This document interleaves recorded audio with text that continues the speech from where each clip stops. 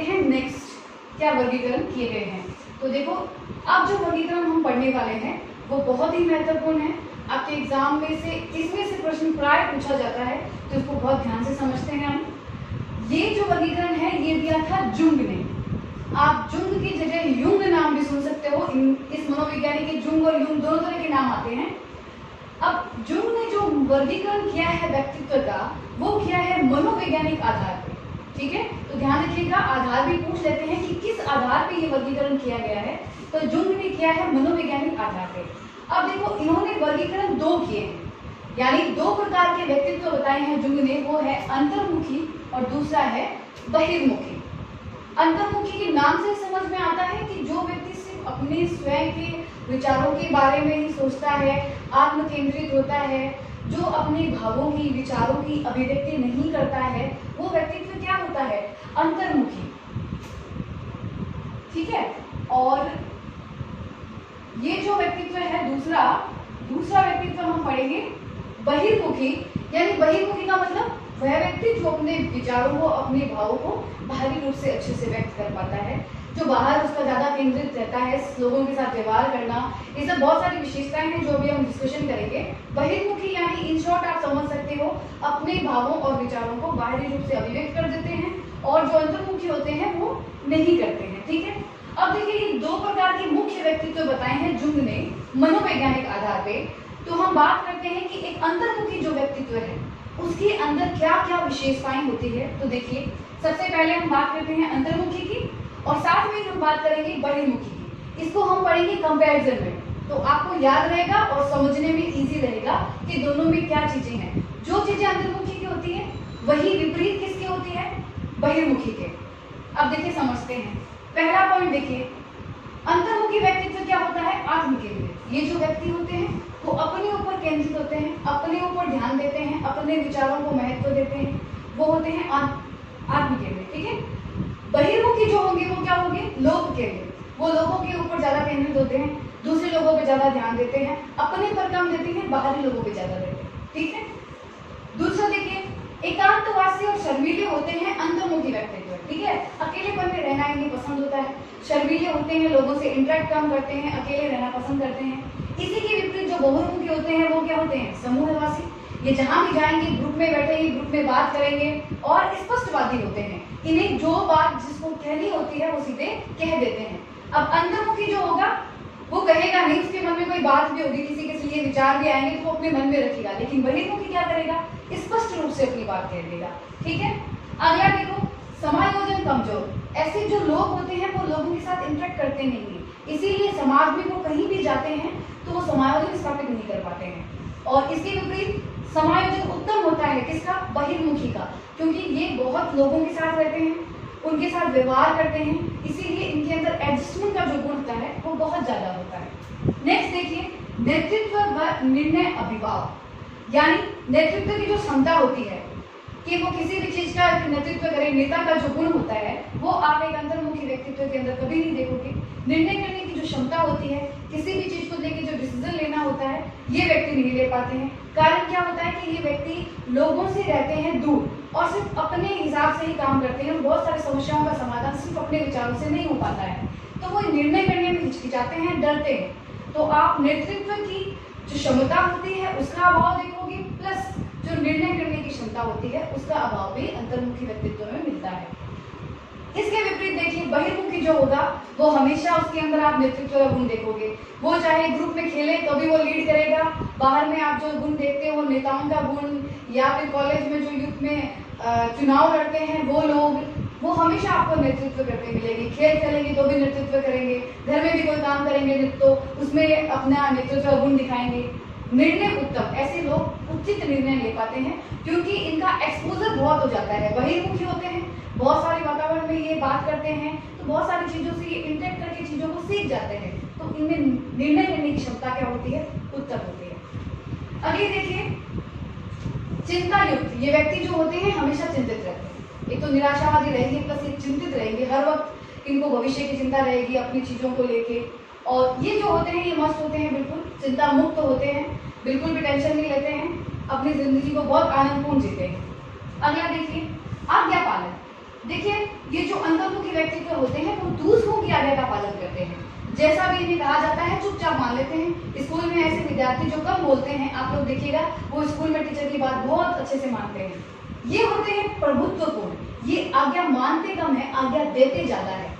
इनका लीडरशिप का गुण आप अंदर देखोगे तो प्रभुत्वपूर्ण इनका व्यक्तित्व होगा, नाम की उनका आज्ञा पालक। आज्ञा पालक कौन होता है? अंतर्मुखी होता है। प्रभुत्वपूर्ण कौन होता है? बहिर्मुखी होता है। ठीक है, अगला देखिए उत्तम लेखक। ऐसे जो व्यक्ति होते हैं जो अंतर्मुखी व्यक्तित्व के होते हैं, इन्हें पढ़ना लिखना बहुत पसंद होता है। ये जो लेखक होते हैं, ये जो दार्शनिक होते हैं, वो आपको कैसे मिलेंगे? अंतर्मुखी व्यक्तित्व मिलेंगे। ठीक है, उत्तम भाषण जैसे नेता देते हैं। बहिर्मुखी की जो विशेषता होगी वो होगी वो भाषण बहुत अच्छा देंगे। ग्रुप में देखना एक टॉकेटिव लड़का अगर बैठेगा तो वो ज्ञान देने बैठ जाएगा और बहुत सारी बातें करेगा। एक नेता किसे भाषण देता है, तो ऐसा जो व्यक्तित्व होगा वो कहीं भी बैठेगा वो अपना भाषण जरूर देता है। ये लेखन में उत्तम है और ये भाषण में उत्तम है। ठीक है, अगला देखिए आदर्शवादी होते हैं, आदर्शों पे चलते हैं, सिद्धांतों पे चलते हैं। ये यथार्थवादी होते हैं, वास्तविकता के ऊपर ज्यादा इनका ध्यान रहता है। तो ध्यान रखिए, आदर्शवादी कौन? अंतर्मुखी। यथार्थवादी कौन? बहिर्मुखी। अगला देखिए मानसिक शक्ति उत्तम। ये जो लोग होते हैं अंतर्मुखी, बहुत इंटेलिजेंट होते हैं। इनकी मानसिक जो योग्यता होती है बहुत अच्छी होती है, पढ़ने लिखने में बहुत अच्छे होते हैं। आप देखिए क्लास के जो 4-5 जो स्टूडेंट बहुत ज्यादा पढ़ते लिखते हैं, आप देखिए ज्यादातर वो अंतर्मुखी व्यक्तित्व के आपको मिलेंगे, इंटेलिजेंट बहुत होते हैं। मानसिक शक्ति सामान्य होती है। कारण क्या होता है कि इनका ध्यान केवल पढ़ने में ही नहीं होता है, ये दूसरी एक्टिविटी भी बहुत ज्यादा करते हैं। इसीलिए जो इनका मानसिक शक्ति है वो सामान्य होती है। पढ़ाई लिखाई में सामान्य मिलेंगे आपको, ये आपको ज्यादा मिलेंगे इंटेलिजेंट, और ये आपको कम मिलेंगे पढ़ाई लिखाई के अंदर। ठीक है, अंतर्मुखी और बहिर्मुखी। अगला देखिए मित्र मंडली अभाव। ऐसे लोग जो होते हैं अकेले रहते हैं, घर में भी अकेला रहना पसंद करते हैं, ज्यादा फ्रेंड नहीं बनाते हैं, अपना काम करते हैं, अपनी पढ़ाई करते हैं और घर आ जाते हैं।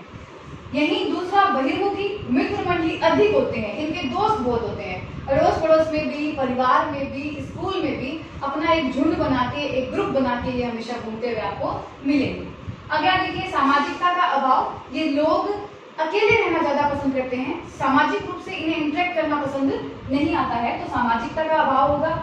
ये लोग अत्यधिक सामाजिक होंगे, इन सामाजिक कोई भी कार्य करने दीजिए, ये बहुत रुचि के साथ अपने समूह के साथ उस काम को करना पसंद करेंगे। अगला देखिए अल्प या फिर मितभाषी, यानी कम बोलने वाले। जो अंतर्मुखी व्यक्तित्व के लोग होते हैं वो कम बोलते हैं, और बहिर्मुखी यानी जो भाषण देते हैं वो क्या होंगे? वाचाल होंगे, यानी बहुत बात करने वाले ये लोग होते हैं। अगला देखिए अंतर्मुखी व्यक्तित्व क्या होते हैं? स्वार्थी होते हैं और संदेही होते हैं, क्योंकि इन्हें सिर्फ अपना ध्यान रखना होता है। वो सिर्फ अपने ऊपर, अपने विचारों के ऊपर ध्यान देते हैं, अपने लिए क्या अच्छा है क्या बुरा है, बस इसी के ऊपर ध्यान देते हैं, इसीलिए स्वार्थी प्रकृति के होते हैं। कोई भी चीज को ये देखेंगे, संदेह करेंगे क्या चीज हमारे लिए उपयोगी है क्या नहीं है, इस बात का हमेशा ध्यान रखेंगे। ये होते हैं परोपकारी, उदारवादी, लोगों की सहायता करने वाले। ये स्वार्थी नहीं होते हैं, परोपकारी होते हैं, बहुमुखी व्यक्तित्व। लास्ट देखिए मनोविनोद का अभाव। ये बिल्कुल भी आपको हास्य नहीं करते, ये लोग हंसी मजाक इनको पसंद नहीं आता है, साइलेंट शांत रहना ही पसंद आता है। ये मनोविनोदी होते हैं, जहाँ बैठेंगे हंसी ठिठोली करेंगे, अच्छे से बात करेंगे, हंसी मजाक करेंगे, आनंद से रहेंगे। तो ये है बहिर्मुखी की विशेषता। तो हमने समझ में आ गई, ऑपोजिट में हमने पढ़ ली कि जो अंतर्मुखी की विशेषता होती है उसी के ऑपोजिट क्या होता है? बहिर्मुखी होता है। ठीक है, तो आपको ये दोनों समझ में आ गया होगा व्यक्तित्व। तो जुंग ने तो ये दो ही प्रकार बताए हैं व्यक्तित्व के, अंतर्मुखी और बहिर्मुखी। अब देखिए हम एक विशेष और पढ़ते हैं, वो है उभयमुखी।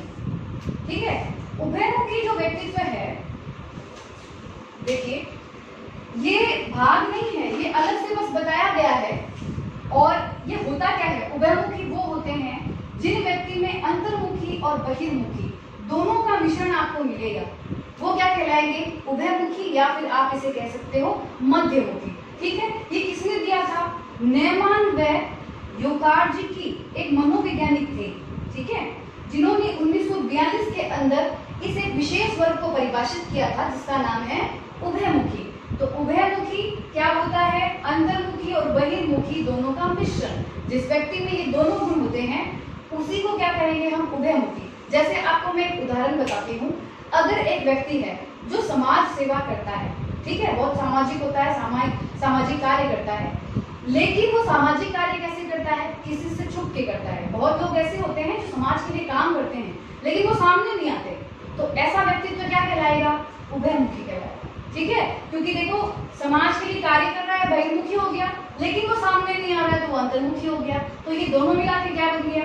उभयमुखी। ठीक है, लेकिन जुंग ने ये दो प्रकार बताए हैं, ये एक विशेष प्रकार है उभयमुखी, जो कि नैमान और याकोव्स्की ने दिया था 1942 के अंदर। तो ये हमने पढ़ लिया जुंग का मनोवैज्ञानिक व्यक्तित्व वर्गीकरण। ठीक है, अब चलिए अब हम बात करते हैं नेक्स्ट। भारतीय आयुर्वेद के अनुसार व्यक्तित्व कितनी प्रकार के होते हैं?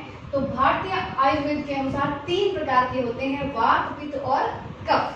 ठीक है, अब देखिए वात प्रकृति के जो लोग हैं जिनका व्यक्तित्व वात से संबंधित है वो कैसे होते हैं? देखिए, चंचल होंगे, एक जगह स्थिर नहीं रहेंगे, और स्फूर्तिवान, बहुत ही एक्टिव, अभी ये किया, अभी खेला, अभी पढ़ा, अभी बाहर चले गए, इस तरह का काम रहेगा। सामाजिक रहेंगे, लोगों से इंटरेक्शन करना, सामाजिक कार्य करना, समूह में रहना, ये इनकी विशेषता होती है। उदारवादी, परोपकारी, किसी की भी सहायता करना, किसी को अपनी कोई दो बच्चे भी खेलते हैं तो वो अपनी वस्तु दूसरों से शेयर कर लेगा, इस प्रकार का व्यवहार मिलेगा इसके अंदर। संतोषमुखी, इनके पास जो कुछ भी होता है उसी में मस्त रहते हैं और खुश रहते हैं, किसी भी प्रकार की चिंता नहीं करते हैं। ऐसे जो लोग होते हैं जो वात से संबंधित होते हैं, उन व्यक्तित्व वाले लोगों को जो रोग होता है वो एस्थमा संबंधी प्रॉब्लम होती है, मतलब वायु प्रधान रोग होते हैं, जैसे एस्थमा किसको होते हैं? जो वात संबंधित व्यक्तित्व होता है उसको। ठीक है, तो ये विशेषता जो हमने पढ़ी वो है वात वाले व्यक्तित्व की विशेषताएं। अब देखिए सेकंड वन, पित्त। जो पित्त प्रधान होते हैं उनका व्यक्तित्व जो पित्त प्रधान है वो कैसे होते हैं? देखिए, आलसी होंगे, बिल्कुल सुस्त, बिल्कुल निष्क्रिय, एक ही जगह पड़े रहेंगे, मुश्किल से खाते हैं, मुश्किल से अपना काम करते हैं, डेली दिनचर्या भी पड़े पड़े पूरा करते हैं। वो कौन होते हैं? पित्त प्रधान। विशेषता देखो उनकी, संवेगात्मक रूप से बहुत मजबूत होते हैं, उनका अपने संवेगों के ऊपर नियंत्रण बहुत अच्छा होता है। किसका? पित्त प्रधान का। आनंद युक्त होते हैं, अपने में मस्त रहते हैं, लेजी रहते हैं, अपना ही बस अपने आप का ध्यान रखते हैं, अपना काम कर लिया बस उसी में खुश है। इनको जो रोग होता है वो उदर संबंधी, यानी पित्त वालों को कैसा रोग होगा? उदर संबंधी रोग पित्त प्रधान व्यक्तित्व को होता है। ठीक है, अगला देखिए कफ प्रधान। ये जो लोग होते हैं दुर्बल मिलेंगे, चिड़चिड़े मिलेंगे, शक्तिहीन होते हैं, और इन्हें जो समस्या होती है वो कफ की या खांसी जैसे रोग की समस्या होती है। किसको? कफ प्रधान व्यक्तित्व वाले लोगों को। तो ये जो वर्गीकरण है वो है भारतीय आयुर्वेद के अनुसार। अगला देखिए वैदिक संहिता के अनुसार।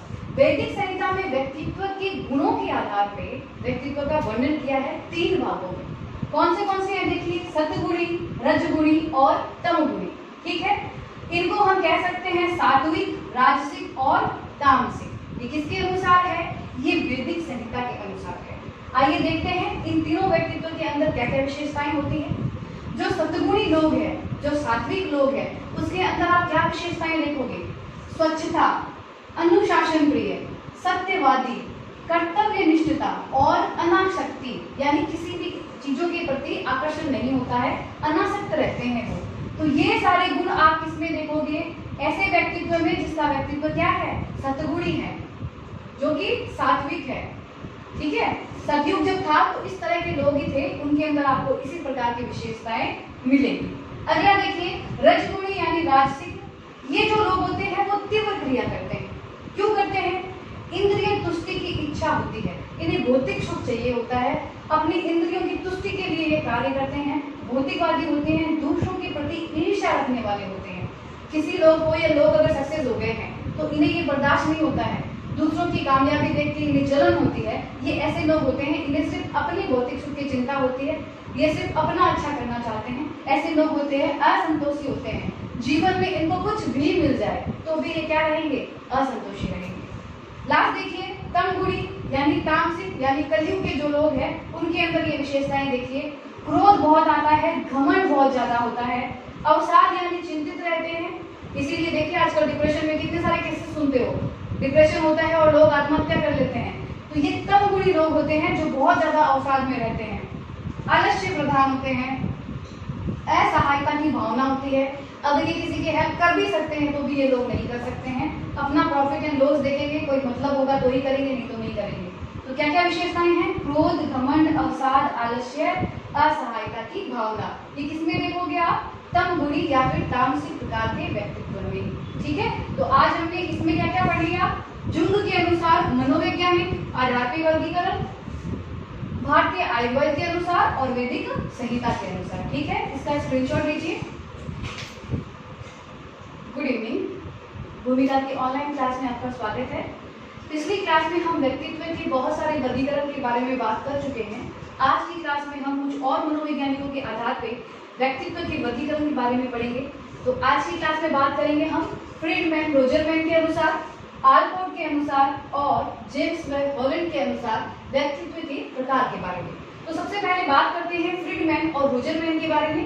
तो देखिए, इन्होंने जो टाइप बताए हैं वो दो टाइप के व्यक्तित्व बताए हैं, यानी ए टाइप और बी टाइप। दो प्रकार के व्यक्तित्व का वर्गीकरण किया है। उसके बाद में देखिए C type, D type, H type और टी टाइप, ये बाद में अलग अलग मनोवैज्ञानिकों ने इसमें जोड़ दिए हैं।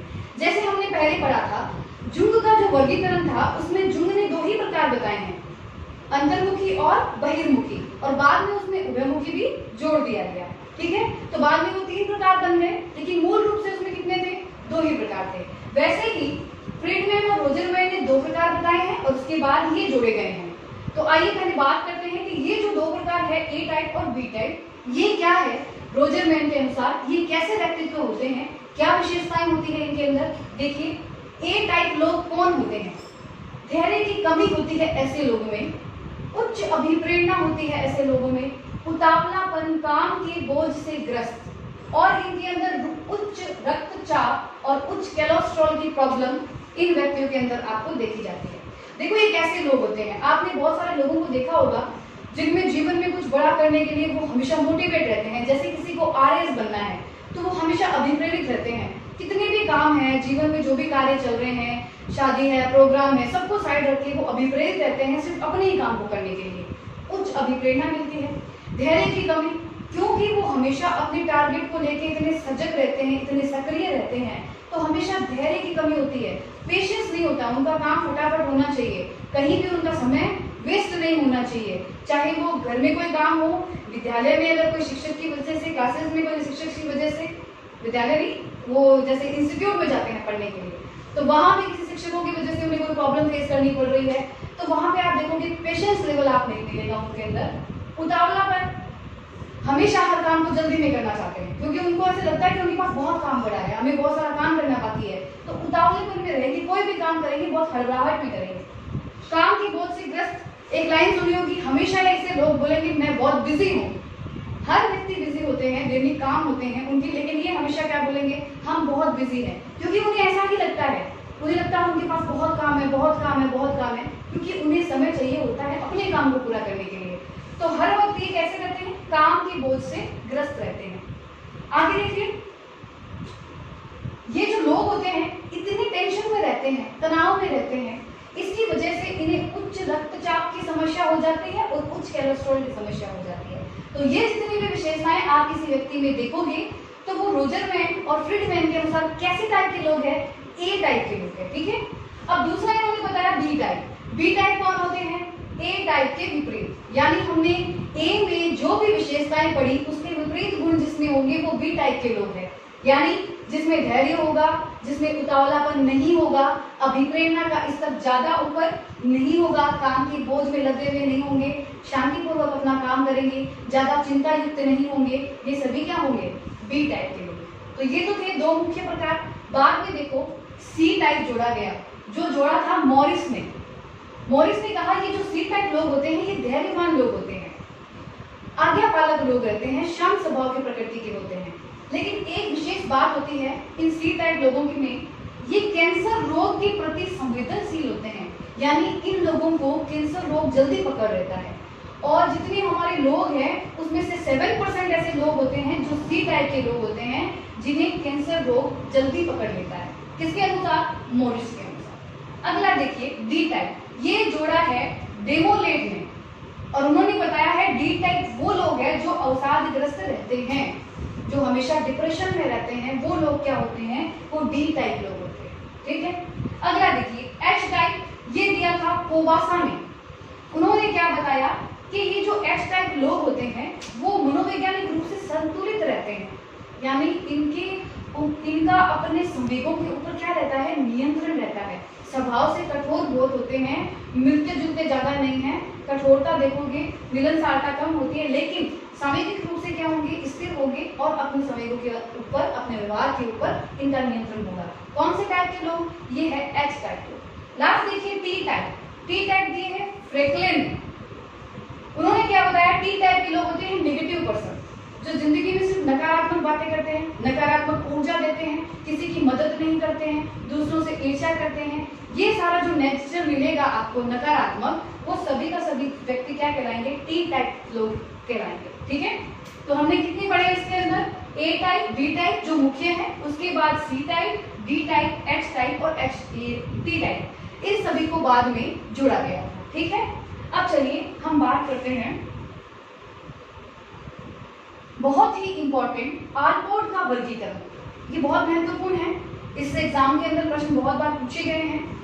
आलपोर्ट ने जो वर्गीकरण किया है वो विशेषक के आधार पे किया है।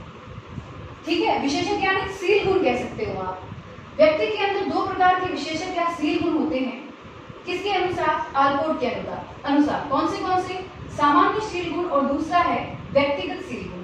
ठीक है, तो देखिए क्या होता है सामान्य सील गुण। ऐसा सील गुण यानी ऐसा एक विशेषक, ऐसा व्यवहार जो कि एक क्षेत्र विशेष में पाया जाता है, यानी एक क्षेत्र विशेष हो या एक स्थिति विशेष के अंदर लोगों के अंदर एक सील गुण या एक विशेषक पाया जाता है, उसी को आप क्या कहोगे, सामान्य सील गुण। कंडीशन क्या है, क्षेत्र विशेष। जैसे क्या कहा जाता है कि राजस्थान के जो लोग होते हैं वो शूरवीर होते हैं, तो ये एक क्षेत्र विशेष में पाया जाने वाला क्या है, विशेषक है या फिर सील गुण है, जिसे हम क्या कहेंगे, सामान्य सील गुण। दूसरा देखिए व्यक्तिगत सील गुण बताया है आलपोर्ट ने, यानी एक व्यक्ति के व्यवहार में पाया जाने वाला अति स्थायी व्यवहार, यानी एक व्यक्ति के अंदर आप एक बहुत अति स्थायी व्यवहार देखोगे, एक सील गुण देखोगे या फिर एक विशेषक देखोगे जो एक पर्टिकुलर व्यक्ति के अंदर होगा, उसे हम क्या कहेंगे, व्यक्तिगत सील गुण। ये तीन प्रकार के होते हैं। देखिए पहला है प्रमुख सील गुण, दूसरा है केंद्रीय सील गुण, तीसरा है गौण सील गुण। तो सबसे पहले बात करते हैं प्रमुख सील गुण के बारे में। अति स्थायी व्यवहार के कारण विश्व भर में जाना जाए, यानी अगर कोई व्यक्ति अपने किसी अति स्थायी व्यवहार के कारण पूरे विश्व में जाना जाता है तो उसे कहा जाता है प्रमुख सील गुण या कार्डिनल सील गुण भी उसे कहा जाता है। जैसे देखिए महात्मा गांधी की अहिंसा, हिटलर की आक्रामकता, मदर टेरेसा का वात्सल्य, राम की मर्यादा, ये सभी की सभी क्या है, ये ऐसे अति स्थायी व्यवहार है जिसके कारण व्यक्ति विश्व भर में जाना जाता है। और ये ऐसा विशेषक होता है जो व्यक्ति के नाम के साथ जुड़ जाता है, यानी अगर व्यक्ति का नाम ही लेंगे ना तो हम उसके विशेषक या सील गुण को समझ जाएंगे। जैसे हम कहते हैं ये गांधीवादी है, गांधीवादी मतलब नाम है गांधी का, उसके साथ में ही हम समझ जाएंगे गांधीवादी मतलब ये अहिंसा के पथ पे चलने वाले लोग हैं। तो यहाँ पे अहिंसा जो विशेषक है या सील गुण है वो व्यक्ति के नाम से ही जुड़ जाता है। इस प्रकार का अति स्थायी व्यवहार जिससे विश्व भर में व्यक्ति जाना जाता है उसे प्रमुख सील गुण कहा जाता है। अगला देखिए केंद्रीय सील गुण। अति स्थायी व्यवहार, विशेषक, सील गुण कुछ भी कह सकते हो, के कारण लोगों के बीच जाना जाए, यानी बहुत सारे लोगों के बीच में जाना जाता है। वो जैसे कृष्ण जो थे उनका जो व्यक्तित्व था वो था केंद्रीय सील गुण वाला, उनका जो कैरेक्टरिस्टिक है वो आपको केंद्रीय सील गुण का मिलेगा। ठीक है, आगे देखिए गौण सील गुण। ठीक है, गौण सील गुण प्रमुख तथा केंद्रीय, यानी इन दोनों के जैसे स्थायी तो नहीं होते हैं इनके जितने, लेकिन सहायता करते हैं। मतलब ये गुण जो होंगे वो कहीं ना कहीं इन गुणों को भी और इन गुणों को भी सहायता प्रदान करते हैं, ये इनकी तरह स्थायी नहीं होते हैं, तो इन्हें कहते हैं गौण सील गुण। तो हमने क्या पढ़ा, आलपोर्ट के दो बताए हैं, सामान्य सील गुण, व्यक्तिगत सील गुण जो तीन भाग के होते हैं, प्रमुख सील गुण, केंद्रीय सील गुण और गौण सील गुण। ठीक है, अब देखिए नेक्स्ट बात करते हैं जेम्स व हॉलैंड के अनुसार इन्होंने 6 प्रकार बताए हैं। वास्तविक, सामाजिक, कलात्मक, परंपरागत, खोजबीन, औद्योगिक। हालांकि नाम से ही आपको समझ में आ गए होंगे पीछे की क्लास में हमने जो बात की थी, कहीं ना कहीं आपको ये नाम जरूर मिल जाएंगे। तो भी हम एक बार लाइटली इनके बारे में बात करते हैं। वास्तविक, जो लोग वास्तविकता से संबंध रखते हैं, यथार्थवादी होते हैं, उस प्रकार का जो व्यक्तित्व है वो कहलाता है वास्तविक। सामाजिक, जो लोग प्रेम संबंध बनाने में, लोगों को सहयोग करने में, सामाजिक कार्य करने में आप उनको देखोगे क्रियाशील रहते हैं, उस प्रकार का व्यक्तित्व क्या कहलाएगा? सामाजिक कहलाएगा। कलात्मक, कलात्मक यानी सृजनात्मक, कलात्मक, सौंदर्यात्मक, कुछ भी कह सकते हो, जिनका सौंदर्य के प्रति आप बहुत सारा रुझान देखोगे, उनके जीवन का जो मूल्य होता है वो कलात्मक होता है। जैसे कलाकार होते हैं, इसके बारे में हमने बात की थी पहले स्पेंगर के बारे में, तो वो उस प्रकार के व्यक्तित्व के अंदर आते हैं। अगला देखिए, परंपरागत यानी सैद्धांतिक टाइप के, जो सिद्धांतों पे चलते हैं, जो लोग सत्य को ज्यादा मानते हैं, महत्व देते हैं, ज्ञान को महत्व देते हैं, सिद्धांतों के आधार पे अपने जीवन का यापन करते हैं, वो होते हैं परंपरागत टाइप के व्यक्तित्व। खोजबीन, जो व्यक्ति खोज में लगे रहते हैं, ज्ञान की खोज में, कुछ नया करने की खोज में, वैज्ञानिक प्रकार के जो लोग हैं, दार्शनिक जो लोग हैं, वो खोजबीन के अंदर आ जाएंगे। ठीक है, आगे देखिए, औद्योगिक, औद्योगिक यानी जो उद्योगों से संबंधित हो, आर्थिक जगत से संबंधित हो, जैसे व्यापारी वर्ग है, उद्योगपति है, वो जितने भी लोग होंगे वो किसके अंदर आएंगे? औद्योगिक के अनुसार। तो ये 6 प्रकार के व्यक्तित्व बताए हैं जेम्स वेब होलैंड ने। इसका स्क्रीनशॉट लीजिए।